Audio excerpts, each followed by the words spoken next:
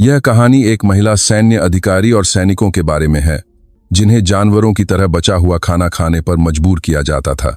यह एक सच्ची सीख की कहानी है जहां एक 3 सितारा महिला जनरल के सामने यौन उत्पीड़न की टिप्पणी करने वाले अधिकारियों के जबड़े टूट गए और उन्हें सबक सिखाया गया। वीडियो देखने से पहले कृपया सब्सक्राइब करें और लाइक करें, यह हमें बहुत ताकत देता है। अफगानिस्तान की सूखी रेतीली हवा के बजाय उधमपुर की ठंडी देवदार की तीखी गंध ने सबसे पहले उसका स्वागत किया। हेलीकॉप्टर से उतरते ही उसके स्टील के जूतों की आवाज रनवे पर धीमी और भारी थी। वह भारतीय सेना की लेफ्टिनेंट जनरल आराध्या चौहान थी। उसके कंधों पर 3 सितारे भारीपन से चमक रहे थे। लंबी और भयानक तैनाती खत्म हो गई थी। उसके स्वागत के लिए कतार में खड़े सम्मान गार्ड, सैन्य बैंड और चमकते हुए जनरलों के सितारे दिखाई दे रहे थे, लेकिन आराध्या की आंखें उनकी तरफ नहीं थीं।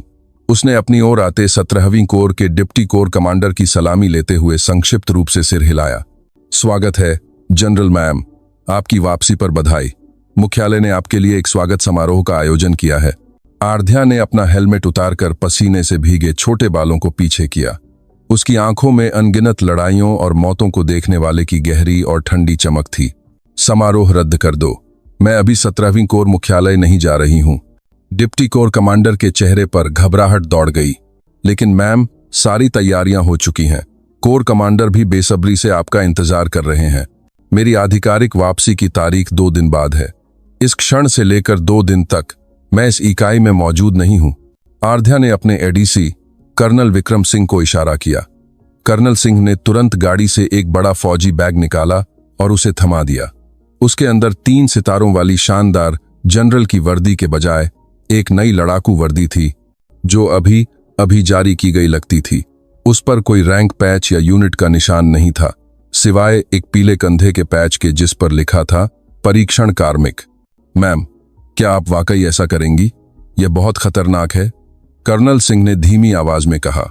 कर्नल, अगर मैंने अफगानिस्तान में कुछ सीखा है तो वह यह है कि चमकती रिपोर्टों के कागजों के पीछे हमेशा एक सड़ा हुआ सच छिपा होता है। आराध्या ने तेजी से लड़ाकू वर्दी पहन ली।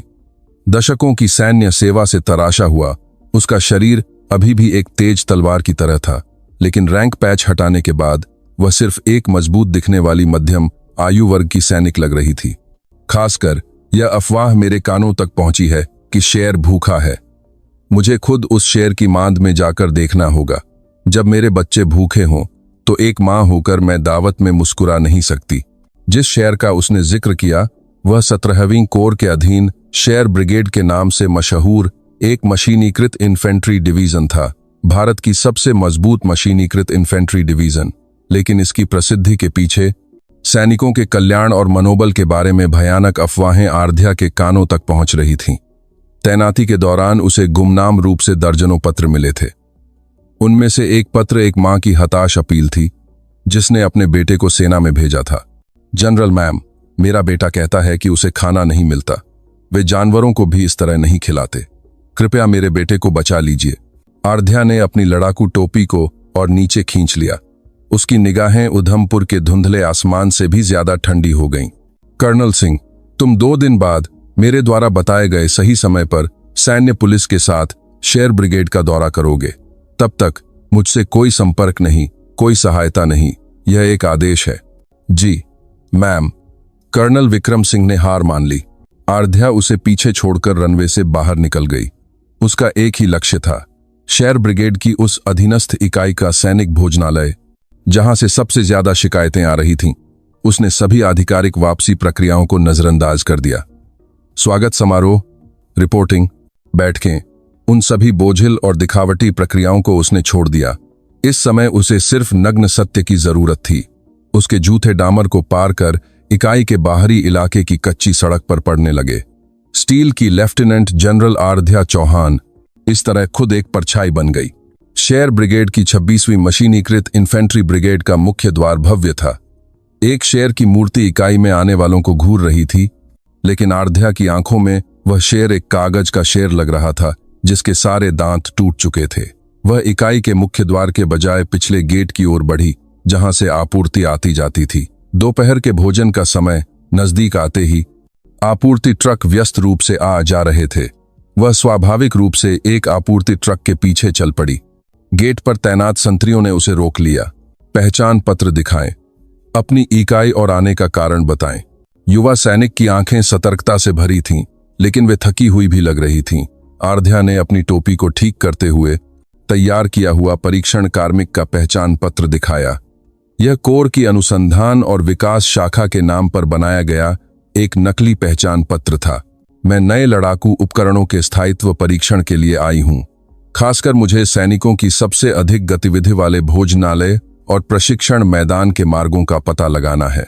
जब सैनिक पहचान पत्र लेकर अपने वरिष्ठ को रिपोर्ट करने गया तो आराध्या ने गेट के आसपास का निरीक्षण किया। सब कुछ साफ सुथरा था, लेकिन कहीं न कहीं जीवन की कमी थी। सैनिकों के चेहरों पर ताजगी के बजाय केवल कर्तव्य का भाव था। थोड़ी देर बाद एक कैप्टन, जो शायद ड्यूटी अधिकारी था, ढीले ढाले अंदाज में बाहर आया। उसने आराध्या के पहचान पत्र और उसके चेहरे को बारी बारी से देखा, संदेह भरी नजरों से। परीक्षण मूल्यांकन? कोर से ऐसा कुछ आने की कोई सूचना नहीं मिली थी। आप एक महिला अधिकारी हैं। उसके लहजे में एक सूक्ष्म उपेक्षा थी। यह एक गोपनीय निर्देश है, इसलिए इसे तत्काल भेजा गया है। मुझे सैनिकों के भोजन के समय के अनुसार भोजनालय के मार्गों की जांच करनी है, इसलिए किसी गाइड की आवश्यकता नहीं है। आराध्या ने जानबूझकर और भी कठोर और औपचारिक लहजे का इस्तेमाल किया। कैप्टन को कुछ पसंद नहीं आया, लेकिन कोर से सीधे शब्द सुनकर वह और सवाल नहीं कर सका। ठीक है, जैसा आप चाहें करें, लेकिन हमारी इकाई अभी प्रशिक्षण की तैयारी में व्यस्त है, इसलिए इधर उधर घूमकर बाधा न डालें और खासकर अधिकारियों के क्षेत्र से दूर रहें। उसने महिला अधिकारी शब्द पर जोर देते हुए तिरस्कारपूर्ण नजर डाली। आराध्या ने कोई जवाब नहीं दिया और चुपचाप इकाई के अंदर चली गई। इकाई के अंदर की हालत उम्मीद से भी बदतर थी। सैनिकों के बैरकों की बाहरी दीवारों से पेंट उखड़ गया था, जिससे एक उदास माहौल बन रहा था, लेकिन सड़क के उस पार अधिकारियों के क्वार्टर और भोजनालय की इमारतें नई बनी हुई चमक रही थीं। यहां तक कि अधिकारी भोजनालय के सामने एक छोटा सा बगीचा भी बनाया गया था। आराध्या के कदम बिना किसी हिचकिचाहट के सैनिक भोजनालय की ओर बढ़े। दोपहर के भोजन की घंटी बजते ही सैनिक एक एक करके बैरकों से निकलकर भोजनालय की ओर जाने लगे। उनके कदमों में भोजन की उम्मीद के बजाय अगले काम के लिए एक कर्तव्य की भावना थी। भोजनालय में प्रवेश करते ही आराध्या ने अपनी भ्रिकुटी सिकोड़ ली। एक घिनौनी गंध उसकी नाक में चुभ रही थी। यह न तो ताजे पके चावल की सुगंध थी और न ही दाल के तीखेपन की। यह पुराने तेल, किण्वित हो रहे खाद्य कचरे की खट्टी गंध और किसी अज्ञात बदबू का मिश्रण था। वह सैनिकों की कतार में सबसे पीछे खड़ी हो गई और फिर उसने अपने सामने फैले दृश्य को देखा। यह वह क्षण था जब उसका दशकों पुराना विश्वास उसके पैरों के नीचे से ढह रहा था। थाली लिए हुए सैनिकों के चेहरे एक जैसे उदास थे।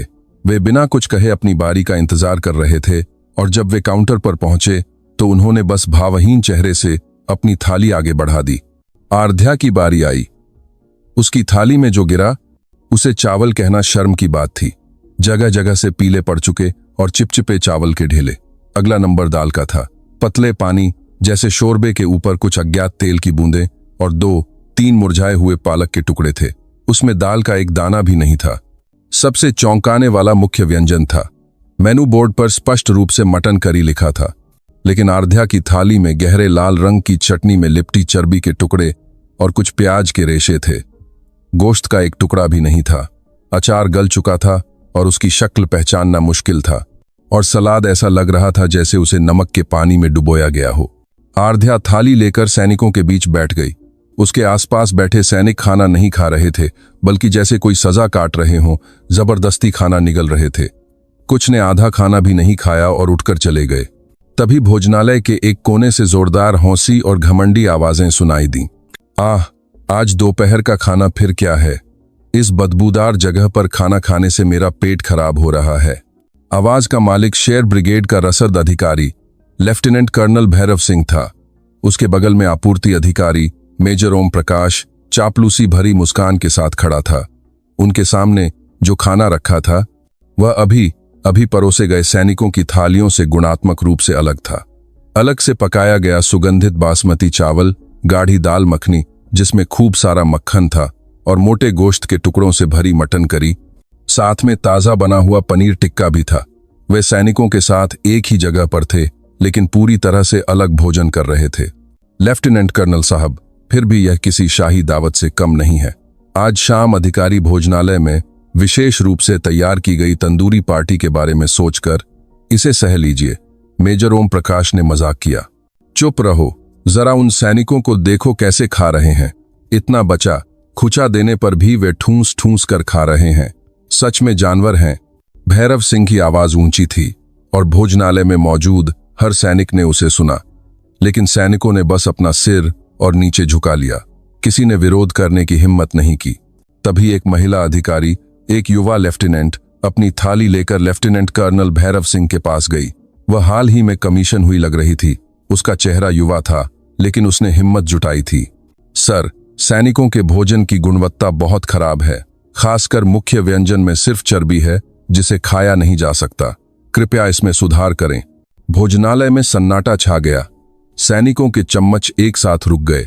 भैरव सिंह ने उस महिला लेफ्टिनेंट को ऊपर से नीचे तक देखा और फिर होश पड़ा। क्या यह औरत कौन है? तू मुझे सिखाएगी? अरे ओम प्रकाश, आजकल ऐसी औरतें भी अधिकारी बनकर हमारा खाना खाती हैं। सही कहा सर, ओम प्रकाश ने सहमति जताई। अपनी औकात नहीं जानती और हमें सिखाने चली है। महिला अधिकारी और सैनिक तो बचा खुचा कचरा खाने के लिए ही हैं। कचरा खाओ। भैरव सिंह ने एक और कदम आगे बढ़ाया। हाँ, हम पुरुष अधिकारी पहले आते हैं। तुम जैसी बेकार चीजों को तो यह कचरा खाकर भी शुक्रगुजार होना चाहिए। अगर इतनी ही दिक्कत है तो सेना में जल्दी आकर जनरल बन जाती। समझी साली औरत? भैरव सिंह ने महिला लेफ्टिनेंट के कंधे पर अपनी उंगली से जोर से धक्का दिया। वह अपना संतुलन खो बैठी और पीछे गिर गई। उसकी थाली छलक गई। चावल और सब्जी के टुकड़े उसकी वर्दी पर बिखर गए। उसकी आंखों में आंसू की मोटी बूंदें भर आईं। उसी पल भोजनालय के कोने में चुपचाप सब कुछ देख रही आराध्या धीरे से अपनी जगह से उठी। उसने अपनी थाली उठाई और भैरव सिंह और ओम प्रकाश की ओर चल दी। भैरव सिंह ने अपनी ओर आती एक बिना रैंक पैच वाली अजनबी महिला अधिकारी को देखा और त्योरियां चढ़ाईं। तू कौन है? कहां से आई है? औरत, परीक्षण के नाम पर थाली उठाने की ताकत है तो जाकर ट्रेनिंग कर। यहां खाना खाने क्यों घुस आई? आराध्या बिना कुछ कहे उनके सामने खड़ी हो गई। उसकी आंखें अफगानिस्तान की कड़ाके की ठंड से भी ज्यादा ठंडी चमक रही थीं। उसने अपनी थाली को भैरव सिंह और ओम प्रकाश की विशेष मेज पर सीधे पलट दिया। धड़ाम की आवाज के साथ सड़े हुए चावल और चर्बी के टुकड़े उनके साफ सूथरे भोजन और व्यंजनों पर बिखर गए। अभी आराध्या की आवाज धीमी थी, लेकिन उसमें इतना गुस्सा और अधिकार था कि पूरा भोजनालय गूंज उठा। जिन चीजों को तुमने कचरा कहा है, उन्हें मैं तुम्हारे ही मुंह में ठूंस दूंगी। धड़ाम की आवाज के बाद भोजनालय में दम घुटने वाला सन्नाटा छा गया। बिखरे हुए चावल और चर्बी के टुकड़े लेफ्टिनेंट कर्नल भैरव सिंह और मेजर ओम प्रकाश के शानदार विशेष भोजन पर घिनौनी बदबू फैलाते हुए लुढ़क रहे थे। चावल के कुछ दाने भैरव सिंह के चमकते जूतों और नाक की नोक पर गिर गए। सैनिक चम्मच हाथ में लिए जमे हुए थे। जमीन पर गिरी हुई लेफ्टिनेंट प्रिया शर्मा ने हैरान होकर सिर उठाया और अपने सामने खड़ी अजनबी महिला अधिकारी की पीठ को देखा। वह पीठ विशाल थी, जैसे लोहे से बनी कोई किले की दीवार हो जो किसी भी हमले को रोकने के लिए ठोस और दृढ़ हो। उसके कंधे चौड़े और सीधे थे और छोटे कटे बालों के नीचे गर्दन की मांसपेशियां तनाव में थीं। लेफ्टिनेंट कर्नल भैरव सिंह का चेहरा पहले घबराहट से, फिर अविश्वसनीय आश्चर्य से और अंत में अनियंत्रित गुस्से से लाल हो गया। उसका दिमाग यह स्वीकार नहीं कर पा रहा था कि इस इकाई में, और वह भी उसके सामने, एक बिना रैंक की महिला अधिकारी ने ऐसी हरकत की थी। पागल औरत! भैरव सिंह चिल्लाता हुआ अपनी जगह से उछल पड़ा। उसके उठने से कुर्सी पीछे गिर गई और जोरदार आवाज हुई। मेजर ओम प्रकाश पहले ही डर के मारे पीछे हट रहा था। तुझे पता है तूने क्या किया है? रसद अधिकारी के खाने पर कचरा पलट दिया। तू अपनी नौकरी से हाथ धोना चाहती है क्या?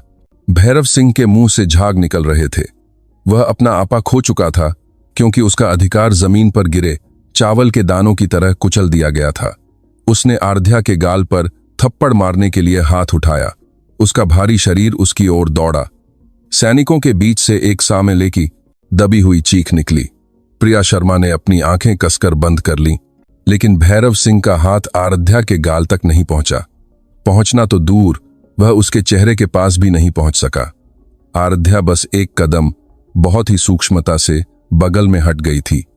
उसी समय उसका बायां हाथ बिजली की तरह उठा और भैरव सिंह की लहराती कलाई के जोड़ को सटीक रूप से पकड़ लिया। भैरव सिंह को ऐसा लगा जैसे उसकी मुट्ठी हवा में नहीं बल्कि स्टील के शिकंजे में फंस गई हो। वह बुरी तरह चौंक गया। यहीं खत्म नहीं हुआ। आराध्या ने पकड़ी हुई कलाई को मरोड़ा और सीधे भैरव सिंह के शरीर के अंदर घुस गई।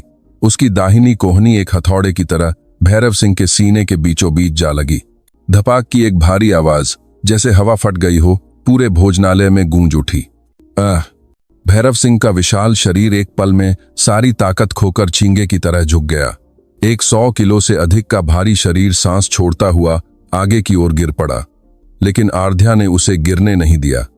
उसने मरोड़ी हुई कलाई को नहीं छोड़ा और उसके शरीर को घुमाकर सीधा खड़ा कर दिया और फिर घुटने से उसके पेट पर एक और वार किया। भैरव सिंह चीख भी नहीं पाया। उसकी आंखें सफेदी दिखाते हुए बाहर निकलने को थीं और आराध्या ने बर्फ जैसी ठंडी आवाज में फुसफुसाया। उसकी आवाज इतनी धीमी थी कि केवल भैरव सिंह के कानों तक पहुंची, लेकिन उसमें छिपी जानलेवा ठंडक ने उसकी रीढ़ की हड्डी को जमा दिया था। अभी तूने जिसे कचरा कहा, उसे खिलाने वाले मेरे सैनिक को और मेरी साथी को औरत कहकर गाली दी। वह भैरव सिंह का हाथ मरोड़े हुए उसे मेज की ओर घसीट कर ले गई। भैरव सिंह 2 झटकों से पूरी तरह से बेबस हो चुका था और एक बच्चे की तरह घिसटता हुआ आया। चल खा। आराध्या ने भैरव सिंह के बाल पकड़कर उसका चेहरा उस मेज पर पटक दिया जहां उसका विशेष भोजन और कचरा मिला हुआ था। यह वही कचरा है जिसके बारे में तूने कहा था, वही कचरा जो तेरे मातहत हर रोज खाते हैं। चल अपने गंदे मुंह से चाट कर खा। ऊहा। भैरव सिंह का चेहरा खाने में धंसा हुआ था और वह छटपटा रहा था, लेकिन उसके सिर को दबाने वाला आराध्या का हाथ एक चट्टान की तरह अचल था। उसकी पकड़ की ताकत पर विश्वास करना मुश्किल था। यह वही ताकत थी जिससे उसने अफगानिस्तान के पहाड़ी इलाकों में नंगे हाथों से दुश्मन की गर्दन तोड़ दी थी। भोजनालय में सभी सैनिक सांस रोके इस दृश्य को देख रहे थे। उनके चेहरों पर डर के बजाय श्रद्धा और संतोष का भाव मिला हुआ था। पिछले कुछ सालों से उन्हें कुचलने वाली विशाल हिंसा एक और भी विशाल और अदम्य शक्ति के सामने बुरी तरह से ढह रही थी। यह क्या हो रहा है? तुरंत उस हाथ को छोड़ो। यह अनुशासनहीनता है। तब तक स्थिति को न समझ पाने वाला और कांप रहा मेजर ओम प्रकाश देर से चिल्लाया। वह अपनी जेब से मोबाइल फोन निकालने के लिए हड़बड़ाया। मैं अभी सैन्य पुलिस को फोन करता हूं। उस पागल औरत को जेल में डालना होगा। आराध्या ने भैरव सिंह का सिर दबाए हुए धीरे धीरे अपना सिर घुमाकर ओम प्रकाश को देखा। उस निगाह से मिलते ही ओम प्रकाश चीखते चीखते बचा। वह आंखें इंसान की नहीं थीं। वे साइबेरिया के बर्फीले मैदानों में भूखे शिकार की तलाश करते बाघ की आंखें थीं। जानलेवा गुस्सा, तिरस्कार और अंतहीन क्रोध उन 2 आंखों में जल रहा था। सैन्य पुलिस। आराध्या ने आखिरकार भैरव सिंह के सिर से अपना हाथ हटाया। भैरव सिंह एक जानवर जैसी आवाज निकालता हुआ जमीन पर गिर पड़ा और हांफने लगा। उसका चेहरा चावल, चटनी और अज्ञात चर्बी के टुकड़ों से सना हुआ था। आराध्या ने धीरे धीरे अपनी लड़ाकू वर्दी की आस्तीन से हाथ पर लगी चिकनाई पोंछी। ठीक है, सैन्य पुलिस को बुलाओ और अपने उन आकाओं को भी बुला लो जिन्हें तुम अपना भगवान मानते हो। वह भोजनालय के बीच में आ गई। जैसे मंच पर कोई मुख्य पात्र हो, वहां मौजूद सभी सैनिकों की निगाहें उस पर टिकी थीं। मैं यहां भारतीय सेना की 17वीं कोर शेर ब्रिगेड की युद्ध क्षमता का निरीक्षण करने आई एक परीक्षण कार्मिक हूं। उसने परीक्षण कार्मिक शब्द पर जोर दिया। आज मैंने जो देखा वह यह था कि हमारे योद्धा, जिन्हें दुश्मन से लड़ना चाहिए, वे आंतरिक दुश्मन द्वारा मारे जा रहे हैं। मैंने इस भोजनालय में हुई हर चीज को और तुम लोगों ने मेरे सैनिकों के साथ किए गए हर अत्याचार को अपनी इन 2 आंखों से स्पष्ट रूप से देखा है। वह जमीन पर गिरी हुई लेफ्टिनेंट प्रिया शर्मा के पास गई और अपना हाथ बढ़ाया। प्रिया शर्मा ने हिचकिचाते हुए कांपते हाथों से उसका हाथ पकड़ लिया। आराध्या ने उसे एक झटके में खड़ा कर दिया। ठीक हो साथी? जी मैं ठीक हूं। नहीं, तुम ठीक नहीं हो सकती। आराध्या ने प्रिया शर्मा की वर्दी पर लगे खाने के टुकड़ों को हाथ से झाड़ा। उसका स्पर्श भैरव सिंह को काबू करते समय के स्पर्श से बिल्कुल अलग, बहुत कोमल और गर्म था। इतने अपमान के बाद भी ठीक हूं कहना यह दिखाता है कि यह इकाई कितनी सड़ चुकी है। लेकिन याद रखना, लेफ्टिनेंट, एक सैनिक और एक कमांडर अपने मातहत को इस हाल में नहीं छोड़ता। उसने फिर से ओम प्रकाश और जमीन से मुश्किल से उठ रहे भैरव सिंह की ओर मुंह किया। फोन नहीं किया। जब तक तुम्हारे बड़े साहब नहीं आते, मैं यहां से एक कदम भी नहीं हिलूंगी। मैं अपनी आंखों से देखना चाहती हूं कि शेर ब्रिगेड के ये शेर अपने ही बच्चों को खाने वाले लकड़बग्घों का झुंड हैं या उनके दांत अभी भी बाकी हैं। आराध्या की घोषणा पर भोजनालय एक बार फिर सन्नाटे में डूब गया। सैनिकों ने अपने हाथों में पकड़े चम्मच नीचे रख दिए। उनकी आंखों में बुझती हुई चिंगारी फिर से जलने लगी थी। यह गुस्सा नहीं, बल्कि उम्मीद थी। मेजर ओम प्रकाश का हाथ डर और गुस्से से बुरी तरह कांप रहा था। वह मोबाइल फोन के बटन ऐसे दबा रहा था जैसे उन्हें तोड़ देगा। लेफ्टिनेंट कर्नल भैरव सिंह अभी भी जमीन पर बैठा हुआ अपनी दयनीय हालत और उसे तिरस्कार या संतोष से देख रहे सैकड़ों सैनिकों को बारी बारी से देखते हुए कांप रहा था। उसने दोबारा आराध्या पर हमला करने की हिम्मत नहीं की। अभी सीने और पेट पर लगे वार का दर्द अभी भी उसके पूरे शरीर की नसों को सुन्न कर रहा था। यह सिर्फ एक साधारण प्रहार नहीं था, यह एक जानलेवा कला के करीब की लड़ाई थी, जो सटीक रूप से कमजोर बिंदुओं पर वार करके तुरंत जान दो अक्षम बना देती थी। हाँ, हेलो शर्मा साहब, कृपया तुरंत सैनिक भोजनालय में आ जाइए। एक पागल औरत, नहीं, कोर से आई एक महिला अधिकारी ने रसद अधिकारी साहब पर हमला कर दिया है और भोजनालय पर कब्जा कर लिया है। जी, तुरंत सैन्य पुलिस को लेकर आइए। ओम प्रकाश की घबराई हुई आवाज भोजनालय में गूंज उठी। सैनिक अब डर के बजाय एक दिलचस्प नाटक देख रहे दर्शकों की तरह स्थिति को देख रहे थे। आराध्या उस सारे हंगामे के केंद्र में हाथ बांधे बिना हिले डुले खड़ी रही। उसने लेफ्टिनेंट प्रिया शर्मा को अपने पीछे खड़ा कर लिया था, जैसे कोई शेरनी अपने शावक की रक्षा कर रही हो। ज्यादा देर नहीं हुई, भोजनालय का दरवाजा जोर से खुला और कई जोड़ी लड़ाकू जूतों की जमीन पर धमकने की आवाज आई। अभी मेजर ओम प्रकाश से फोन पर बात करने वाला व्यक्ति, इस इकाई का battalion commander lieutenant colonel Rakesh Sharma सामने आया। उसके पीछे कुछ कंपनी कमांडर और बाजू पर सैन्य पुलिस का बैंड पहने इकाई के सैन्य पुलिसकर्मी भी थे।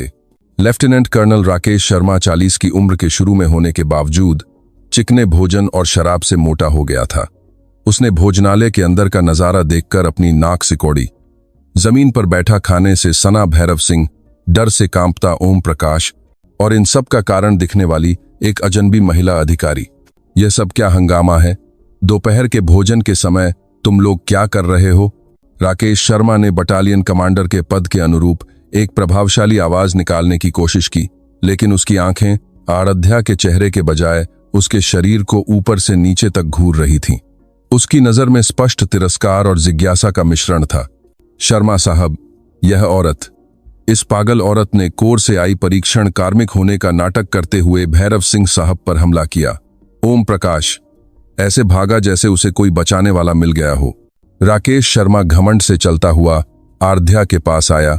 उसे यकीन था कि उसका रैंक उसे दबा देगा। तुम किस इकाई से हो? कोर में कहां से? मैं कोर में बहुत से लोगों को जानता हूं, लेकिन तुम्हारे जैसे किसी को याद नहीं। कहां से आई हो? औरत जो शेर ब्रिगेड के भोजनालय में हंगामा कर रही हो। उसका लहजा शुरू से ही अपमानजनक था। महिला नामक प्राणी को खुद से नीचे देखने की आदत उसके व्यवहार में बस चुकी थी। आराध्या ने हाथ बांधे हुए उसे घूर कर देखा। वह नजर ऐसी थी जैसे कोई विशाल पर्वत एक छोटे से कंकड़ को देख रहा हो। तुम इस इकाई के बटालियन कमांडर हो क्या? तुम? राकेश शर्मा का चेहरा बिगड़ गया। वह यह बर्दाश्त नहीं कर सकता था कि एक बिना रैंक पैच वाली महिला अधिकारी उसे तुम कहकर संबोधित करे। यह एक वरिष्ठ अधिकारी का अपमान है। औरत, चाहे तुम कोर से हो या कहीं और से, तुमने अभी मेरी इकाई में मेरे अधिकारी पर हमला किया है। सैन्य पुलिस, तुरंत इस औरत को पकड़कर जेल में डालो। राकेश शर्मा के आदेश पर 2 सैन्य पुलिसकर्मी हिचकिचाते हुए आराध्या की ओर बढ़े, लेकिन वे आसानी से आगे नहीं बढ़ पाए। आराध्या से निकलने वाली आभा इतनी डरावनी थी कि युवा सैन्य पुलिसकर्मियों को एक सहज भय महसूस हुआ। आराध्या ने सैन्य पुलिसकर्मियों की ओर सिर घुमाया। तुम लोग, जिस क्षण तुम इस आदमी के आदेश का पालन करोगे, तुम भी कर्तव्य की उपेक्षा और अवैध गिरफ्तारी के सह अपराधी बन जाओगे। चुप रहो। कहां से सैन्य पुलिस को धमका रही हो? तुम होती कौन हो? राकेश शर्मा चिल्लाया। मैं, आराध्या ने धीरे धीरे बोलना शुरू किया, वह व्यक्ति हूं जिसने देखा है कि इस इकाई के सैनिक तुम जैसे अधिकारियों द्वारा कचरा समझे जाते हैं और जानवरों से भी बदतर भोजन करने के लिए मजबूर किए जाते हैं। मैं वह व्यक्ति हूं जिसने अपनी आंखों से देखा है कि एक महिला अधिकारी, जो मेरी मातहत हो सकती थी, को औरत कहकर यौन उत्पीड़न और अपमान का सामना करना पड़ा। उसने एक कदम आगे बढ़ाया। सैन्य पुलिसकर्मी अनजाने में एक कदम पीछे हट गए और मैं यहां इस भ्रष्टाचार की पूरी श्रृंखला को तोड़ने के लिए आई हूं। बकवास बंद करो। राकेश शर्मा अब और बर्दाश्त नहीं कर सकता था। उसने खुद आगे बढ़ने का फैसला किया। उसने सैन्य पुलिस को धकेला और आराध्या का हाथ पकड़ने की कोशिश की। आज तुझे बहुत कड़वा सबक सिखाना होगा। औरत होकर मर्दों की दुनिया में दखल देने चली है। जिस क्षण उसका हाथ आराध्या के हाथ को छूने वाला था, आराध्या ने किसी भी लड़ाई की तकनीक का इस्तेमाल नहीं किया। उसने बस अपनी लड़ाकू वर्दी की ऊपरी जेब से एक छोटी चौकोर चीज निकाली और राकेश शर्मा की आंखों के सामने खोल दी। यह खून जैसे लाल पृष्ठभूमि पर सोने के धागे से लेफ्टिनेंट जनरल आराध्या चौहान नाम के साथ उसका सैन्य नंबर और भारतीय सेना के सेनाध्यक्ष की मुहर वाला एक पुराना पहचान पत्र था। राकेश शर्मा की हरकतें हास्यास्पद रूप से रुक गईं। उसकी आंखें अविश्वास में पहचान पत्र और आराध्या के चेहरे के बीच पागलों की तरह घूम रही थीं। लेफ्टिनेंट जनरल, 3 सितारे, 17वीं कोर की नई कोर कमांडर। मजाक मत करो, राकेश शर्मा ने कांपती आवाज में चिल्लाया। यह नकली है। कोर कमांडर मैम का रूप धरने की हिम्मत, इस औरत की हिम्मत तो देखो। अरे कोई पकड़ो इसे। चुप रहो। आराध्या की आवाज ने पूरे भोजनालय को जमा दिया। उसने पहचान पत्र वापस अपनी जेब में रखते हुए राकेश शर्मा की आंखों में सीधे घूरा। तुम्हारी इन गंदी आंखों से तुम किसे देख रहे हो, यह अभी भी समझ में नहीं आया? तभी भोजनालय के बाहर से जोरदार सैन्य अभिवादन की आवाजें आने लगीं। जय हिंद के नारे लगातार गूंज रहे थे। भोजनालय का दरवाजा पूरी तरह खुल गया और शेर ब्रिगेड के division commander major general Harish Rawat पीले पड़े चेहरे के साथ दौड़ते हुए अंदर आए। उनके पीछे डिवीजन के चीफ ऑफ स्टाफ सूबेदार मेजर और थोड़ी देर पहले आराध्या से अलग हुआ उसका ईडीसी कर्नल विक्रम सिंह खड़े थे।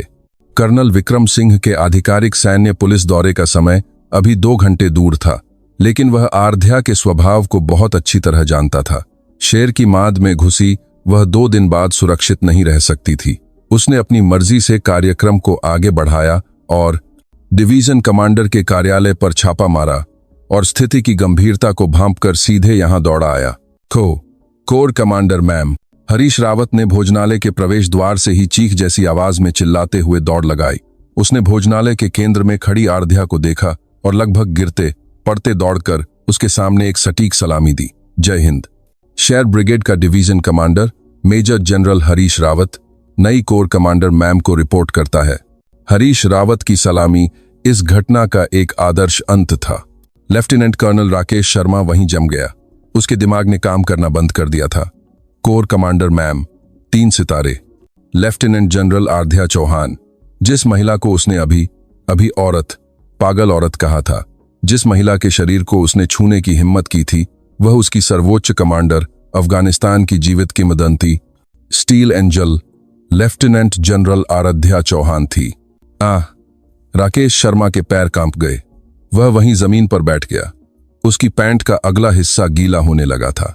जमीन से मुश्किल से उठे लेफ्टिनेंट कर्नल भैरव सिंह और उसके बगल में खड़े मेजर ओम प्रकाश उससे भी पहले बेहोश होकर जमीन पर गिर पड़े थे। दोनों की आंखें सफेद हो गई थीं और मुंह से झाग निकल रहा था। भोजनालय में सैकड़ों सैनिकों ने अब पूरी स्थिति को समझ लिया था और एक साथ अपनी जगह से उठ खड़े हुए। किसी ने पहले जय हिंद चिल्लाया और फिर पूरा भोजनालय सलामी की गगनभेदी आवाज से भर गया। आराध्या ने उनकी सलामी स्वीकार नहीं की। उसने अपनी ओर सलामी दे रहे मेजर जनरल हरीश रावत को ठंडी नजरों से देखा। डिवीजन कमांडर, जी मैम, जब तुम्हारे बच्चे यह सड़ा हुआ खाना खा रहे थे और तुम्हारे मातहत इस तरह का अपमान सह रहे थे, तब तुम कहाँ थे और क्या कर रहे थे? उसकी आवाज में गुस्से से ज्यादा गहरा दुख था। यह इस भ्रष्ट वास्तविकता पर और उस सेना के सम्मान पर निराशा थी जिसे वह बचाने की कोशिश कर रही थी। मेजर जनरल हरीश रावत सिर नहीं उठा सका। उसके माथे से ठंडा पसीना बारिश की तरह बहकर उसकी नुकीली ठुड्डी से टपक रहा था। वह शेर ब्रिगेड का डिवीजन कमांडर था, इस इकाई में होने वाली हर चीज का अंतिम जिम्मेदार। लेकिन वह बहाना बनाने की हिम्मत नहीं कर सकता था। नई कोर कमांडर, वह भी अफगानिस्तान से तुरंत लौटी एक युद्ध नायिका, उसकी इकाई में वह भी सैनिक भोजनालय के बीचों बीच बिना रैंक पैच वाली लड़ाकू वर्दी में खड़ी थी। यह वास्तविकता ही उसकी सारी लापरवाही और अक्षमता का प्रमाण थी। मैम, मुझे माफ कर दीजिए, ये सब मेरी। चुप रहो। आराध्या के एक शब्द पर हरीश रावत चुप हो गया। आराध्या ने उससे नजरें हटाकर भोजनालय में मौजूद सभी सैनिकों को धीरे धीरे देखा। वे अभी भी सावधान की मुद्रा में खड़े थे, डरे हुए चेहरे, हैरान चेहरे और कुछ के चेहरों पर संतोष की मुस्कान भी थी। आराध्या धीरे धीरे उनके बीच चली। उसके जूते गंदे भोजनालय के फर्श पर टक टक की आवाज कर रहे थे। वह एक सैनिक के सामने रुकी, एक युवा चेहरे वाला सिपाही। तुम्हारा नाम? सिपाही। सिपाही अजय कुमार। सिपाही लगभग रोते हुए सलामी दी। आराध्या ने उसकी थाली को देखा, वही कचरा जो उसे मिला था। यह खाना खाकर रात को भूख नहीं लगती थी? सिपाही ने जवाब नहीं दिया। नहीं, वह दे नहीं सका। जैसे ही उसने सिर झुकाया, आंसू की मोटी बूंदें उसकी थाली पर गिरीं। हर रात भूख लगती थी। यह सिपाही की आवाज थी, लेकिन साथ ही वहां मौजूद सभी सैनिकों की आवाज थी। मां द्वारा भेजे गए बिस्कुट और नमकीन से गुजारा करता था। आराध्या ने अपनी मुट्ठी कस ली। नाखून मांस में धंस रहे थे, ऐसा लगा जैसे खून निकल आएगा। उसने सिपाही के कंधे पर थप्पड़ पाया और फिर भोजनालय के केंद्र में लौट आई। उसने जमीन पर बैठे कांप रहे लेफ्टिनेंट कर्नल राकेश शर्मा और लगभग बेहोश भैरव सिंह और ओम प्रकाश को तिरस्कार से देखा। कर्नल विक्रम। जी मैम। आराध्या का एडीसी कर्नल विक्रम सिंह आगे आया। इन तीनों कमीनों को, आराध्या ने 3 अधिकारियों की ओर उंगली उठाई, अभी इनके रैंक पैच उतार दो और जिस खाने को इन्होंने कचरा कहा था उसे जबरदस्ती इनके मुंह में ठूंसो। तब तक खिलाओ जब तक इन सुअरों का पेट न फट जाए। यह कोई परीक्षण नहीं है, यह एक आदेश है। जी मैम। कर्नल विक्रम सिंह की आंखों में भी गुस्सा था। वह भी आराध्या के साथ अफगानिस्तान में मौत का सामना कर चुका एक सच्चा सैनिक था। उसने पीछे इंतजार कर रहे सैन्य पुलिसकर्मियों को इशारा किया। वे डिवीजन के नहीं, बल्कि 17वीं कोर के सीधे नियंत्रण वाली विशेष सैन्य पुलिस इकाई के सदस्य थे। नहीं, हमें बचा लीजिए मैम, गलती हो गई, प्लीज एक मौका दे दीजिए। राकेश शर्मा और ओम प्रकाश गिड़गिड़ाने लगे। भैरव सिंह पहले ही अपना मानसिक संतुलन खो चुका था और शून्य में घूर रहा था। सैन्य पुलिसकर्मियों ने उनकी मिन्नतों पर कोई ध्यान नहीं दिया और उनके कंधों पर लगे रैंक पैच को बेरहमी से फाड़ दिया। फिर उन्होंने मेज पर बिखरे चावल और सब्जी के कचरे को हाथों से उठाया और उनके मुंह की ओर ले गए। खाओ, यह वही है जो तुम अपने माथतों को खिलाते थे, साफ साफ चाट कर खाओ। सैन्य पुलिसकर्मियों की दहाड़ के साथ 3 अधिकारियों की दर्दनाक चीखें और उल्टियों की आवाजें भोजनालय में गूंज उठीं। सैनिक चुपचाप इस दृश्य को देखते रहे, किसी ने उन पर दया नहीं की। उस क्रूर न्याय के निष्पादन के दौरान आराध्या ने पीठ घुमाई और लेफ्टिनेंट प्रिया शर्मा के पास गई। प्रिया शर्मा अभी भी अविश्वास में आराध्या को देख रही थी। लेफ्टिनेंट।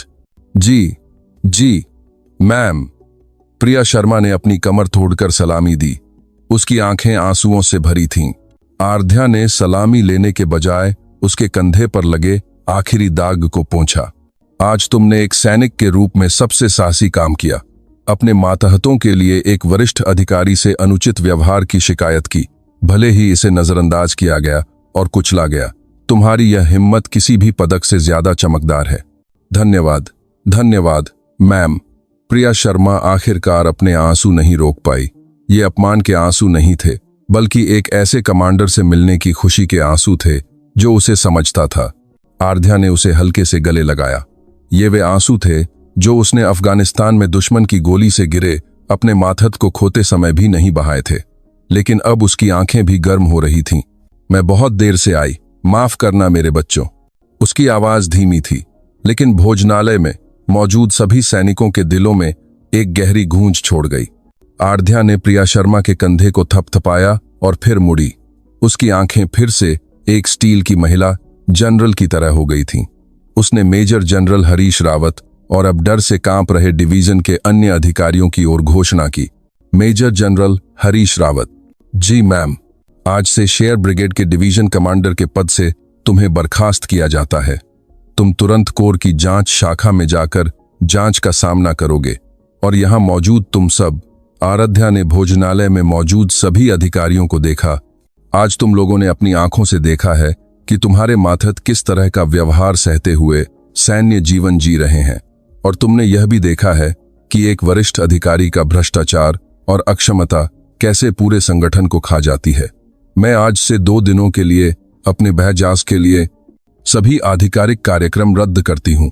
उसने भोजनालय के प्रवेश द्वार की ओर चलते हुए कहा। 2 दिनों तक मैं इस शेयर ब्रिगेड के सभी सैनिक भोजनालयों का दौरा करूंगी और अपने सैनिकों के साथ खाना खाऊंगी।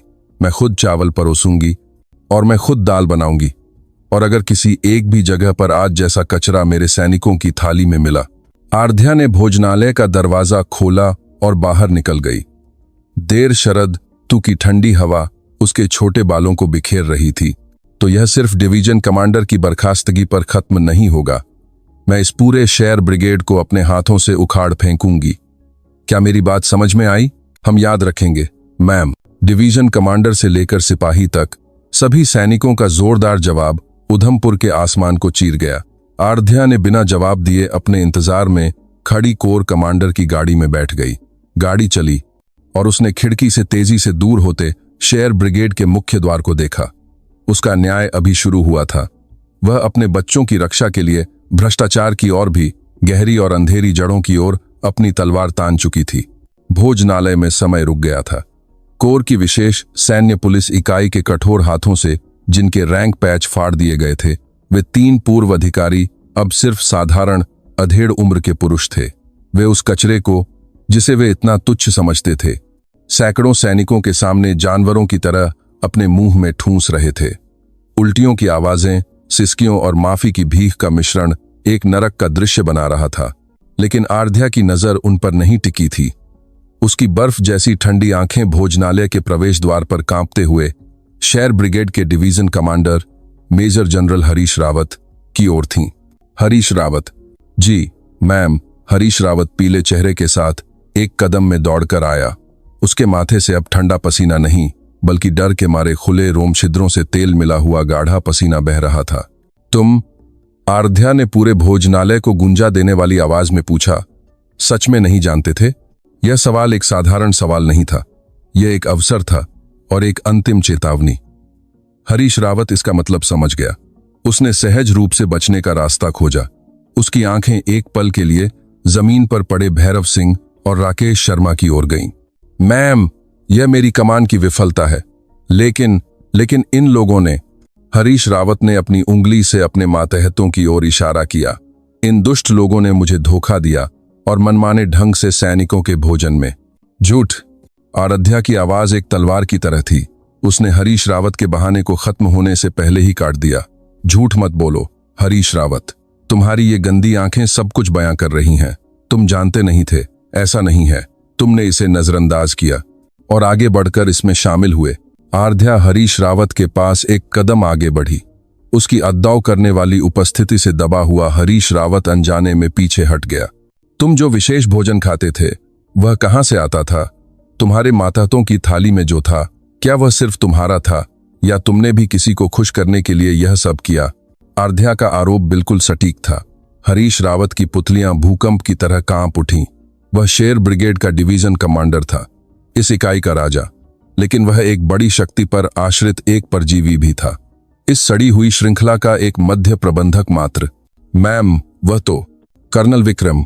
आराध्या ने हरीश रावत की बात फिर से काट दी और अपने एडीसी को बुलाया। अभी इस भोजनालय के सभी प्रवेश और निकास द्वार बंद कर दो। किसी को अंदर या बाहर न जाने दिया जाए। यह अब भोजनालय नहीं है, यह इस भ्रष्ट संगठन के दिल का ऑपरेशन करने वाला सर्जरी कक्ष है। जी मैम। कर्नल विक्रम के आदेश पर बाहर इंतजार कर रहे कोर के सैन्य पुलिसकर्मी तेजी से हरकत में आए और भोजनालय के आगे पीछे के दरवाजे और यहां तक कि भोजन परोसने की खिड़की को भी पूरी तरह से बंद कर दिया। भोजनालय में मौजूद सैनिक अब दर्शक नहीं, बल्कि एक ऐतिहासिक न्याय के गवाह बन गए थे। आराध्या फिर से सैनिकों की ओर मुड़ी। उसने अपने सैकड़ों बेटों और कुछ बेटियों को देखा, शेर ब्रिगेड के योद्धाओं और मेरे साथियों। उसकी आवाज अब कमांडरों से पूछताछ करते समय की तुलना में धीमी और गर्म थी। मैं तुम्हारी नई कोर कमांडर आराध्या चौहान हूं। मैंने अफगानिस्तान के रेतीले रेगिस्तान में अपने मातहतों के साथ खून बहाया है और अपनी जान दांव पर लगाई है। मैंने वहां एक ही सच्चाई सीखी है, एक कमांडर वह होता है जो अपने मातहतों को खिलाता है, जो अपने मातहतों की जान बचाता है, जो अपने मातहतों के मानवाधिकारों की रक्षा करता है। उसने एक थाली उठाई, उस पर सूखे हुए चर्बी के टुकड़े को हाथ से उठाकर ऊंचा किया। यह खाना नहीं है, यह एक अपमान है। तुम्हारी जवानी और वफादारी का, तुम्हारे माता पिता के आंसुओं का इस तरह के कचरे से अपमान किया गया है, और मैं अपने मातहतों का अपमान कभी बर्दाश्त नहीं करती। उसने चर्बी का टुकड़ा जमीन पर फेंक दिया। आज मैं इस शेर ब्रिगेड को सड़ाने वालों की जड़ें उखाड़ दूंगी। मैं चाहती हूं कि तुम सब जो कुछ भी देखा और सुना है उसकी गवाही दो। तुमने जो भी अन्याय सहा है उसे बताओ।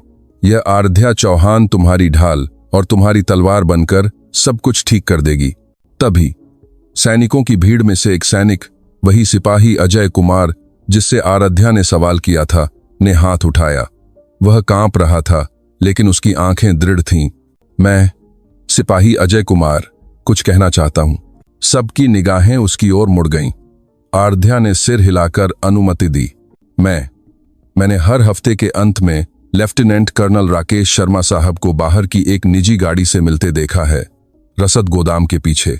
मैंने उन्हें काले बक्से देते देखा है। यह एक शुरुआत थी। मैंने भी देखा है लेफ्टिनेंट कर्नल भैरव सिंह साहब को रसोई के पीछे से बचा हुआ राशन चुराकर एक निजी ट्रक में लादते हुए देखा है। मैं अधिकारी भोजनालय में काम करता था। हर रात डिवीजन कमांडर साहब के कमरे में महंगी शराब और गोश्त जाता था। हम उसे विशेष भेंट कहते थे। गवाहियां बाढ़ की तरह फूट पड़ीं। अब तक डर से दबे हुए सच आराध्या नामक एक विशाल ढाल के प्रकट होते ही टूटे हुए बांध की तरह बह निकले। हरीश रावत का चेहरा अब राख जैसा हो गया था। उसे लगा कि वह खत्म हो गया है। आराध्या ने सभी गवाहियों को चुपचाप सुना। उसका गुस्सा अब व्यक्तिगत भावनाओं से परे हो गया था। यह देश की रक्षा करने वाली सेना की नींव के ढह जाने पर व्यवस्था के खिलाफ एक विशाल गुस्सा था। हरीश रावत, आराध्या ने फिर उसका नाम लिया। तुमने अपने सैनिकों को भोजन के बजाय कचरा खिलाया, और तुमने उस भोजन को चुराकर अपने आकाओं को भेंट किया, है ना? वह आका कौन है? अगर तुम नहीं बताओगे तो मैं तुम्हारी जीभ खींचकर भी सुनूंगी। कर्नल विक्रम अभी हरीश रावत के डिवीजन कमांडर कार्यालय और आवास और इस इकाई के सभी रसद से संबंधित दस्तावेजों और कंप्यूटर डेटा को जब्त करो। खासकर दत्ता ट्रेडर्स नाम वाले सभी दस्तावेजों को खोजो। दत्ता ट्रेडर्स का नाम सुनते ही हरीश रावत की आंखें डर से फैल गईं। वह समझ नहीं पा रहा था कि आराध्या को यह नाम कैसे पता चला। यह इस भ्रष्टाचार की श्रृंखला के केंद्र में स्थित एक भूतिया कंपनी का नाम था। भोजनालय से निकलने से पहले आराध्या आखिरी बार जमीन पर बैठी लेफ्टिनेंट प्रिया शर्मा के पास गई। वह अभी भी आंसू नहीं रोक पा रही थी।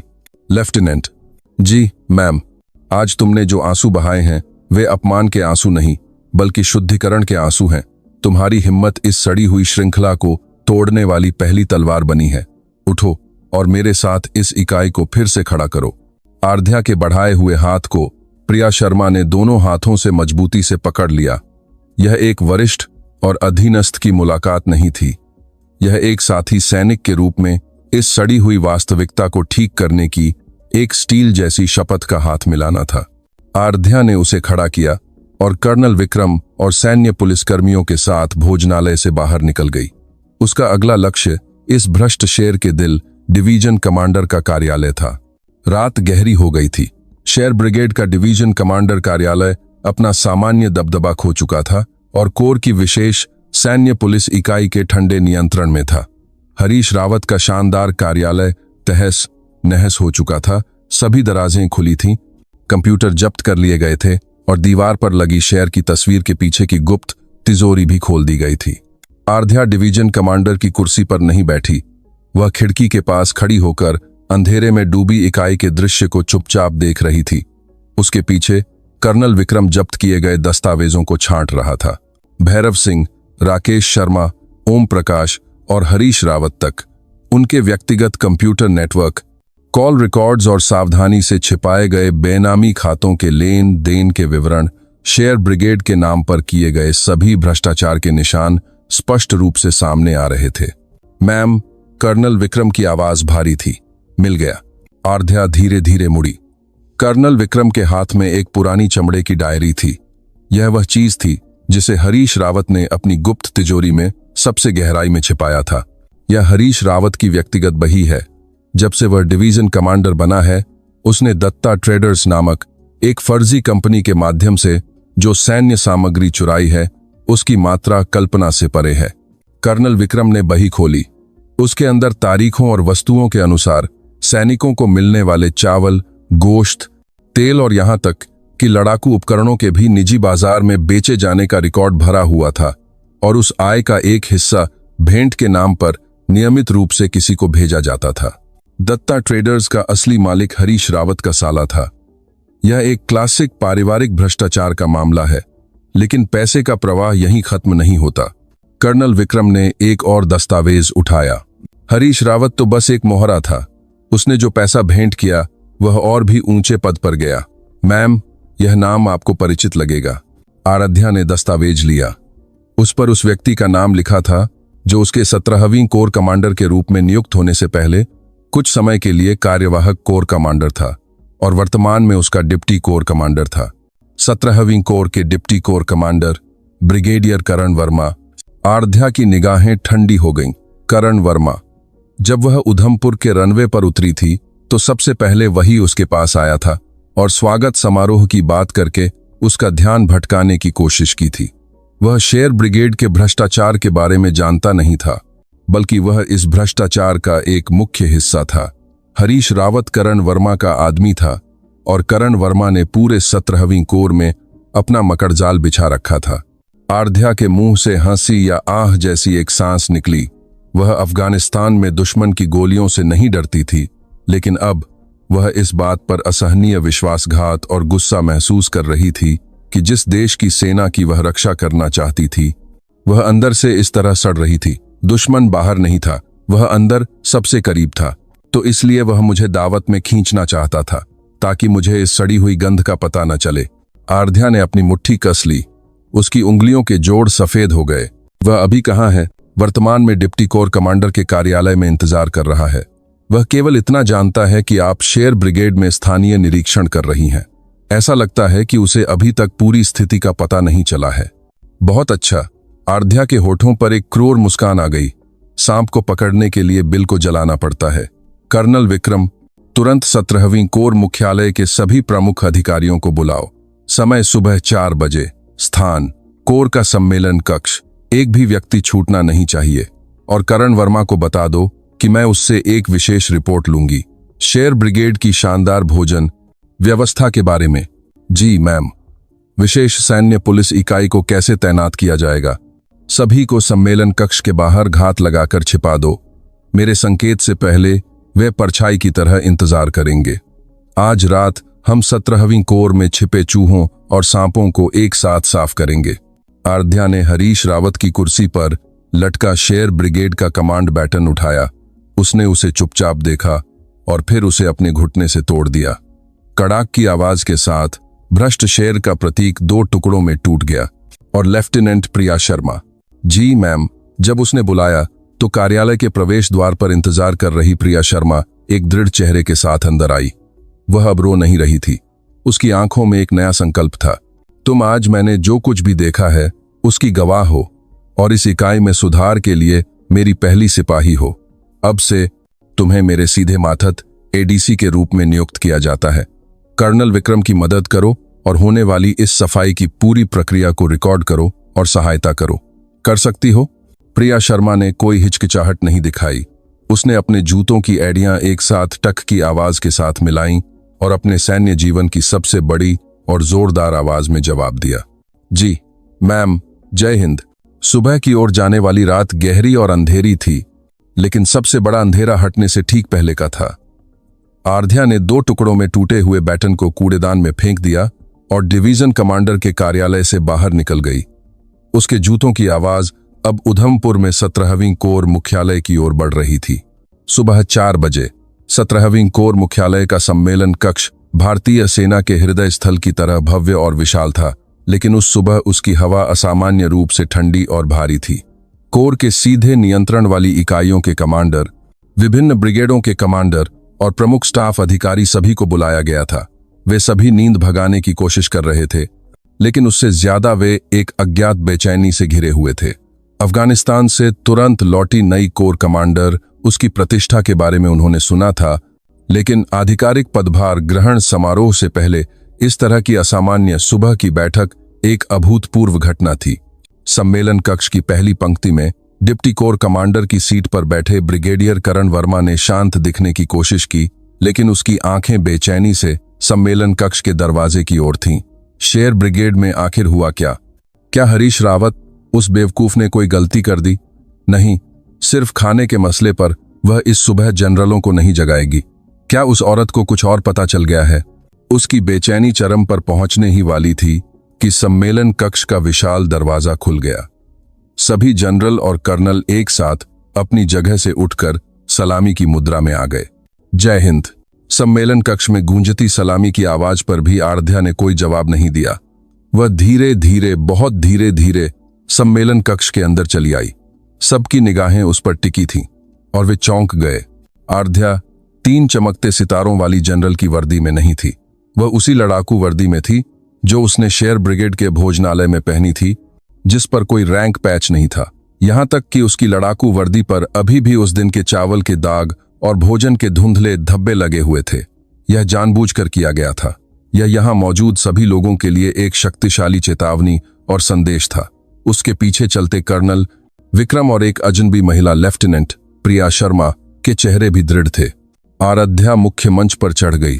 वह भाषण देने के बजाय उसके सामने रखी विशाल सम्मेलन मेज के केंद्र में खड़ी हो गई और उस मेज पर उसने शेर ब्रिगेड के भोजनालय से लाई हुई एक टेढ़ी मैढ़ी जंग लगी थाली को झन की आवाज के साथ फेंक दिया।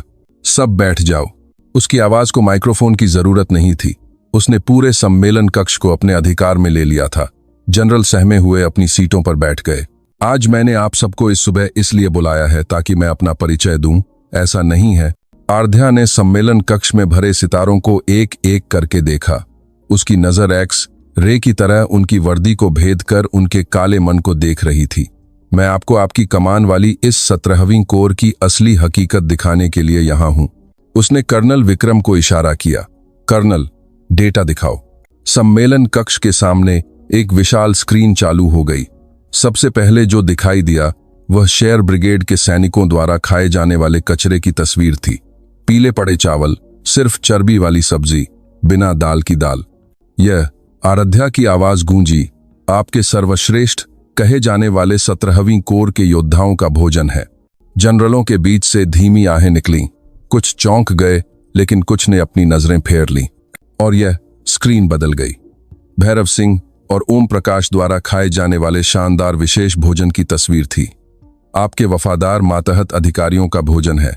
स्क्रीन लगातार बदलती रही। सैनिकों के दर्दनाक बयान के वीडियो, हरीश रावत की गुप्त तिजोरी और दत्ता ट्रेडर्स नाम वाली भ्रष्टाचार की बही, पैसे के लेन देन का हिसाब और अंत में हरीश रावत का कबूलनामा वीडियो चलाया गया। उसमें उसने विस्तार से बताया कि कैसे उसने ब्रिगेडियर करण वर्मा के निर्देश पर सैनिकों का भोजन चुराया और पैसे ऊपर पहुंचाए। डिप्टी कोर कमांडर, किसी ने धीमी आवाज में कहा। करण वर्मा का चेहरा अब खून की एक बूंद के बिना सफेद हो गया था। उसे एहसास हो गया कि वह पूरी तरह से जाल में फंस चुका है। वह अपनी जगह से उछल पड़ा। मैम, यह एक साजिश है। हरीश रावत अपनी जान बचाने के लिए मुझे फंसा रहा है। मैं निर्दोष हूं। करण वर्मा ने आखिरी कोशिश की।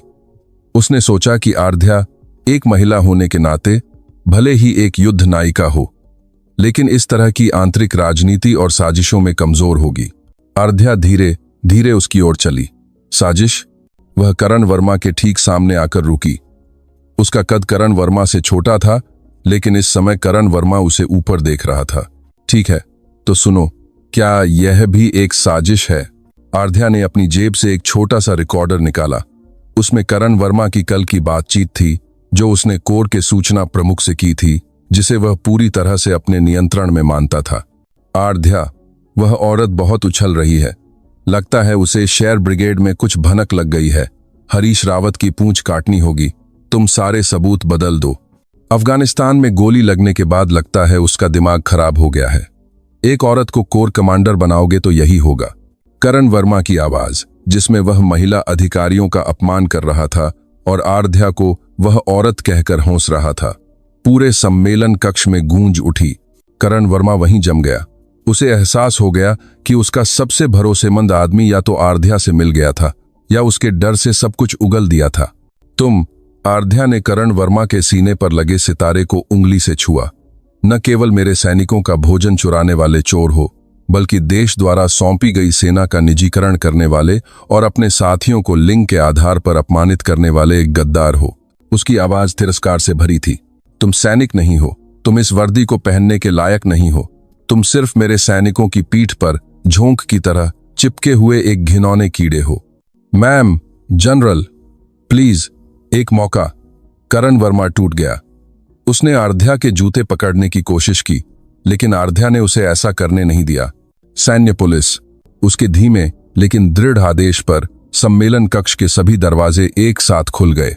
पूरी तरह से सशस्त्र विशेष सैन्य पुलिस इकाई के जवान अनुशासित कदमों से अंदर आए और जनरलों के बीच से गुजरते हुए करण वर्मा की ओर बढ़े। 17वीं कोर के डिप्टी कोर कमांडर ब्रिगेडियर करण वर्मा को कर्नल विक्रम आगे आया और जमे हुए करण वर्मा के कंधे से सितारे फाड़ते हुए घोषणा की, सैन्य संपत्ति की चोरी, पद का दुरुपयोग, वरिष्ठ अधिकारी का अपमान और देशद्रोही गतिविधियों के आरोप में इसी समय गिरफ्तार किया जाता है। सैन्य पुलिसकर्मियों ने करण वर्मा के दोनों हाथ पकड़कर उसे बाहर खींच लिया। उसकी दर्दनाक चीखें सम्मेलन कक्ष में गूंज उठीं, लेकिन उस पर दया करने वाला कोई नहीं था। आराध्या वापस मुख्य मंच पर आ गई। वह अब डर और श्रद्धा से उसे देख रहे दर्जनों कमांडरों की ओर खड़ी हुई। सबने सुना होगा, उसकी आवाज में अफगानिस्तान के युद्ध के मैदान पर हुक्म चलाने वाला जोश था। आज इस समय से 17वीं कोर का पुनर्जन्म होगा। मुझे ऐसे कमांडर नहीं चाहिए जो सैनिकों के बाद खाएं और सैनिकों से पहले सोएं। केवल वे कमांडर जो सैनिकों के साथ खाते हैं और सैनिकों के साथ सोते हैं, मेरे साथ इस रास्ते पर चलेंगे। उसने जंग लगी थाली को ऊंचा उठाया। यह थाली, यह कचरा फिर कभी इस धरती पर मेरे किसी बच्चे के मुंह में नहीं जाएगा।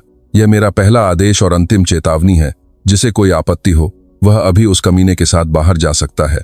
बाकी सब अपनी अपनी इकाइयों में लौटकर तुरंत अपनी आंखों से देखें कि तुम्हारे सैनिक क्या खा रहे हैं, क्या पहन रहे हैं और किस तरह का अपमान सह रहे हैं, और मुझे रिपोर्ट करो। जय हिंद। सम्मेलन कक्ष को बहा ले जाने वाली एक गगनभेदी गर्जना हुई। यह डर नहीं, बल्कि एक सच्चे बदलाव की शुरुआत का संकेत देने वाली स्टील की महिला जनरल के प्रति वफादारी की शपथ थी। आराध्या ने उनकी सलामी लेते हुए खिड़की के बाहर धीरे धीरे उजाला हो रहे उधमपुर के सुबह के आसमान को देखा। सबसे लंबी और अंधेरी रात बीत चुकी थी और स्टील कोर की एक नई सुबह हो रही थी। ठंडी सुबह की हवा ने 17वीं कोर मुख्यालय के सम्मेलन कक्ष को घेर लिया। ब्रिगेडियर करण वर्मा को विशेष सैन्य पुलिस इकाई के हाथों बुरी तरह घसीटते हुए ले जाते समय उसकी आखिरी चीखें बंद दरवाजे के पीछे बहुत पहले ही गायब हो चुकी थीं। लेकिन उस चीख की गूंज सम्मेलन कक्ष में बचे दर्जनों जनरलों के कानों में और उनके दिलों में एक बर्फीले सुई की तरह चुभ गई थी। सम्मेलन कक्ष एक विशाल कब्र की तरह शांत था। किसी ने मुंह खोलने की हिम्मत नहीं की। उन्हें अब अच्छी तरह समझ आ गया था कि उन्होंने अभी अभी क्या देखा है और उनकी गर्दन की लगाम थामने वाली नई कोर कमांडर किस तरह की इंसान है। अफगानिस्तान की युद्ध नायिका, यह उपाधि जिसे वे अब तक केवल एक दूर देश के पदक या बहादुरी की कहानी मानते थे, वास्तव में नरक की आग में तपी हुई स्टील की इच्छा शक्ति का ही दूसरा नाम थी।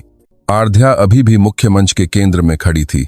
उसकी लड़ाकू वर्दी पर लगे धुंधले दाग इस सम्मेलन कक्ष में मौजूद किसी भी सितारे से ज्यादा चमकदार और भारी लग रहे थे। उसने मेज पर फेंकी हुई टेढ़ी मेढ़ी जंग लगी थाली को फिर से उठाया। यह, उसने बोलना शुरू किया, हमारी वर्तमान स्थिति थी। उसने थाली को ऊंचा उठाया ताकि सभी देख सकें। यह सिर्फ एक खाने का बर्तन नहीं है, यह हमारा खोया हुआ सैन्य सम्मान है और हमारे साथियों के आंसू हैं जिन्हें हमने नजरअंदाज किया। जब तक यह एक थाली सड़ रही थी, यह पूरी 17वीं कोर जड़ से सड़ रही थी और आप सब इस विशाल भ्रष्टाचार के या तो मूक दर्शक थे या फिर सहभागी। उसकी नजर एक एक व्यक्ति को भेद रही थी।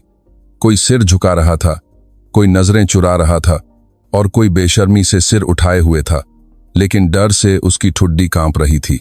मैंने कल रात शेयर ब्रिगेड में एक ही रात में डिवीजन कमांडर से लेकर बटालियन कमांडर और रसद अधिकारी तक सभी को गिरफ्तार किया और अभी मैंने इस कोर के दूसरे सबसे बड़े अधिकारी को देशद्रोह के आरोप में बाहर निकलवाया। क्या यह आपको एक सफाई अभियान जैसा लगता है? आराध्या ने पूछा। किसी ने जवाब नहीं दिया। यह सफाई नहीं है, यह इलाज है। एक सड़े हुए घाव को काटने वाली सर्जरी, मेरे बच्चों का मांस खाकर बड़े हुए कैंसर कोशिकाओं को हटाने वाला एक दर्दनाक लेकिन आवश्यक पहला इलाज। वह मंच पर गई और वहां रखे ठंडे पानी के बजाय उसने अपनी पानी की बोतल निकालकर पानी पिया। यह वही पानी का स्वाद था जो उसने अफगानिस्तान की धूल भरी रेत में पिया था। अब दूसरा इलाज शुरू होता है, कटी हुई जगह पर नई त्वचा उगाने का काम। उसने सम्मेलन कक्ष में घूमकर सबसे कोने में बैठे एक लेफ्टिनेंट कर्नल की ओर इशारा किया। वह 17वीं कोर के रसद स्टाफ का एक अधिकारी था, लेकिन करण वर्मा का आदमी न होने के कारण उसे महत्वहीन पदों पर रखा गया था। आप लेफ्टिनेंट कर्नल पंकज मिश्रा। पंकज मिश्रा चौंककर अपनी जगह से उठ खड़े हुए। जी ma'am, lieutenant colonel Pankaj Mishra. आपको आज से 17वीं कोर के रसद प्रमुख के रूप में नियुक्त किया जाता है। मुझे पता है कि आपकी कर्नल पद पर पदोन्नति रद्द कर दी गई थी, उसे भी आज से बहाल किया जाता है। मैं आपको पहला काम देती हूं। आराध्या ने सम्मेलन कक्ष के सामने की स्क्रीन पर भ्रष्टाचार से सने दत्ता ट्रेडर्स के अनुबंध को दिखाया। इस सड़े हुए अनुबंध को तुरंत रद्द करो और आज सूरज उगते ही उधमपुर और आसपास के सभी ईमानदार किसानों और बाजारों में जाकर सबसे ताजा और सबसे अच्छी खाद्य सामग्री बिना किसी रिश्वत के सही कीमत पर खरीदो। आज शाम से 17वीं कोर की सभी इकाइयों की मेज पर कल से अलग भोजन होना चाहिए। कर सकते हो? पंकज मिश्रा का चेहरा कृतज्ञता और संकल्प से लाल हो गया था। उसे लगा कि अब वह काम कर पाएगा जिसकी उसने हमेशा इच्छा की थी, लेकिन भ्रष्ट वरिष्ठों के कारण छोड़ देना पड़ा था। उसकी आवाज भर आई, मैम, मैं अपनी पूरी जान लगा दूंगा और आज शाम हमारे योद्धाओं की मेज बदल दूंगा। जी मैम, बहुत अच्छा। और बाकी कमांडर? आराध्या ने फिर से पूरे सम्मेलन कक्ष की ओर कहा, आप सब अभी अपनी इकाइयों में वापस जाएं और वही करें जो मैंने किया। अपने कार्यालयों में नहीं, बल्कि अपने सैनिकों के सोने और खाने की सबसे निचली और अंधेरी जगहों पर जाएं। उनकी थालियों को खुद देखें और उनके जूतों को खुद छूकर देखें। और क्या गलत है, क्या बदलना है, आज आधी रात तक मुझे सीधे रिपोर्ट करें। अगर एक भी झूठ या बहाना मिला तो हरीश रावत और करण वर्मा आपका भविष्य होंगे। उसने अपनी बात खत्म की। यह कोई धमकी नहीं थी, बल्कि एक आखिरी मौका था। सब तुरंत काम पर लग जाओ। जय हिंद। सम्मेलन कक्ष को भरने वाले जनरल और कर्नल एक टूटे हुए चींटी के छत्ते की तरह पल भर में बिखर गए। उनके चेहरों पर सुबह की थकान के बजाय जीवित रहने की गहरी इच्छा और शायद एक नई शुरुआत की हल्की उम्मीद थी। सम्मेलन कक्ष खाली हो जाने के बाद आराध्या ने आखिरकार एक लंबी सांस ली। उसके स्टील जैसे कंधे बहुत ही सूक्ष्मता से कांपे। मैम, कर्नल विक्रम पास आया और एक कोट दिया। अब आपको थोड़ा आराम करना चाहिए, आप पूरी रात जागी हैं। नहीं कर्नल, आराध्या ने कोट ले तो लिया लेकिन पहना नहीं। अभी सबसे महत्वपूर्ण काम बाकी है, मुझे अपना वादा पूरा करना है। उसने लेफ्टिनेंट प्रिया शर्मा की ओर देखा। लेफ्टिनेंट, शेयर ब्रिगेड वापस जाने की तैयारी करो। सुबह के नाश्ते का समय तो निकल गया, दोपहर के भोजन तक पहुंचना होगा। जी मैम, लेकिन क्या आप ठीक हैं? प्रिया शर्मा ने उसके पीले चेहरे को चिंता से देखा। आराध्या ने अपनी लड़ाकू वर्दी पर लगे दाग को हाथ से झाड़ा। जब मेरे बच्चे खाना खा लेंगे तभी मैं आज का पहला निवाला खा पाऊंगी। चलो। दोपहर के करीब शेयर ब्रिगेड की इकाई कल से पूरी तरह से अलग हो चुकी थी। डिवीजन कमांडर से लेकर सूबेदार मेजर तक पूरी कमान गायब हो जाने से इकाई में अफरा तफरी थी, लेकिन साथ ही एक अजीब सी स्फूर्ति भी थी। सुबह कोर कमांडर के आदेश पर तत्काल भेजे गए लेफ्टिनेंट कर्नल पंकज मिश्रा की रसद सहायता टीम और नए रसोइयों ने रात भर रसोई घर को ठीक किया था। जहां कल तक घिनौनी, चिकनाई और कचरे की बदबू थी, वहां अब गर्म भाप, ताजे पके चावल और सुगंधित दाल की महक थी। दोपहर के भोजन की घोषणा हुई और सैनिक आधे अधूरे मन से बैरकों से बाहर निकले। कल जो उनकी आंखों के सामने हुआ था वह एक सपने जैसा था। 3 सितारों वाली एक महिला जनरल का खलनायकों को सबक सिखाना किसी फिल्म की कहानी जैसा था। लेकिन जैसे ही वे भोजनालय में दाखिल हुए उन्हें एहसास हुआ कि यह हकीकत थी। भोजनालय किसी भी उच्च अधिकारी के दौरे के समय से ज्यादा साफ था और परोसने की मेज पर वह घर जैसा खाना था जिसके लिए वे तरस रहे थे। पहाड़ की तरह ढेर लगा हुआ था। चमकते हुए सफेद चावल, पनीर और सब्जियों से भरी हुई गाढ़ी दाल, चर्बी के बजाय मोटे गोश्त के टुकड़ों से बनी मसालेदार मटन करी, ताजी बनी सलाद और गर्मा गर्म तंदूरी रोटियां। सैनिकों को अपनी आंखों पर विश्वास नहीं हुआ। आज कोई खास दिन है क्या? यह एक सपना है। देखो, खाने से रोशनी निकल रही है। जब वे फुसफुसा रहे थे, भोजनालय का दरवाजा फिर से खुला। लेफ्टिनेंट जनरल आराध्या चौहान अंदर आईं।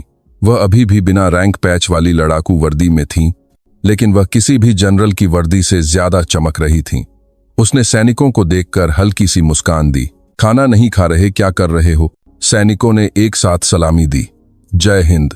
आराध्या ने उनकी सलामी लेते हुए परोसने की मेज की ओर चली और सबके सामने उसने एक रसोइये द्वारा दी गई टोपी और एप्रन पहन लिया। मैम, हम कर लेंगे, नए नियुक्त मेज प्रभारी ने घबरा कर कहा। नहीं, मैंने कल वादा किया था। मेरे सैनिक, मेरे बच्चे, उन्हें खाना मैं खुद परोसूंगी। आराध्या ने सफेद टोपी को ठीक से पहना और फिर वह चावल के बड़े बर्तन के पास गई और करछुल उठा ली।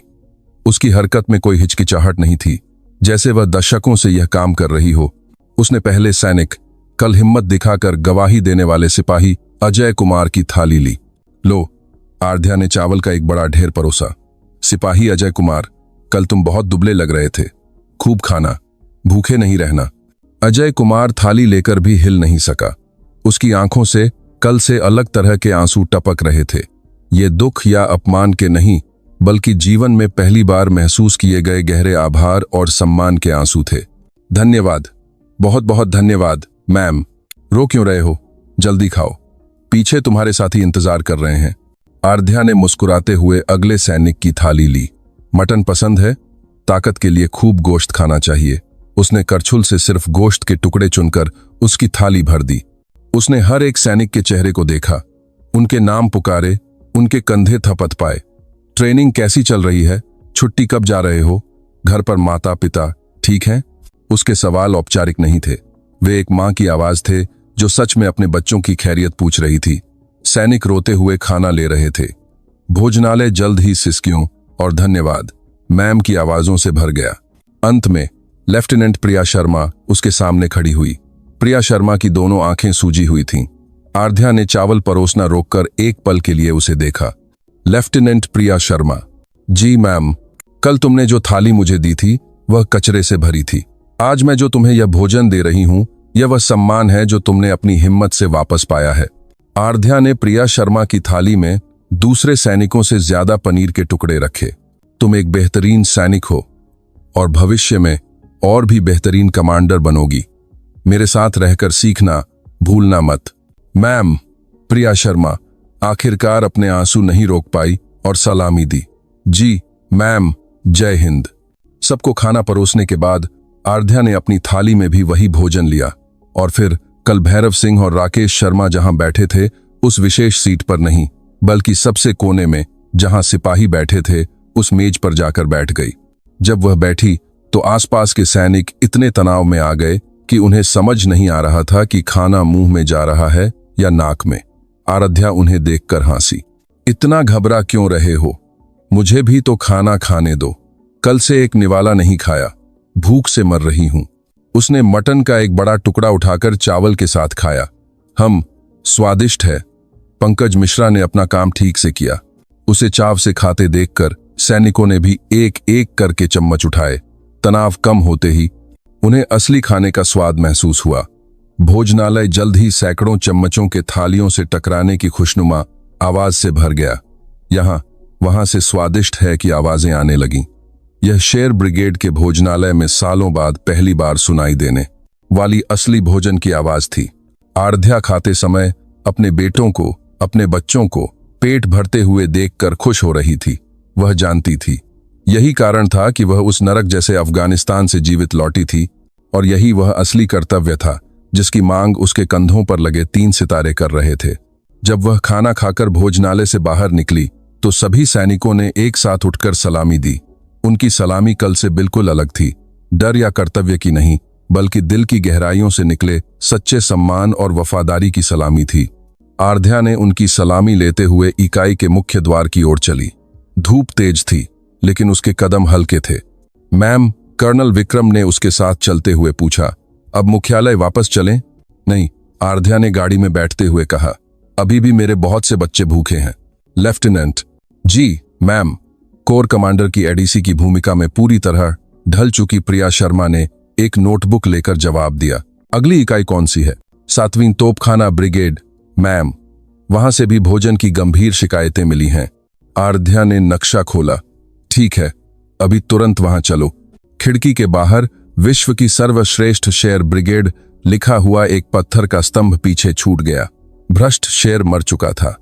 अब उसकी जगह अपने बच्चों की रक्षा के लिए स्टील के दांत दिखाने वाली, लेकिन जिसका दिल किसी से भी ज्यादा गर्म था, एक मां शेरनी खड़ी थी। स्टील की महिला जनरल आराध्या चौहान का असली युद्ध अभी शुरू हुआ था। आज देखने के लिए धन्यवाद। अगर आपको वीडियो पसंद आया तो कृपया सब्सक्राइब करें और लाइक करें।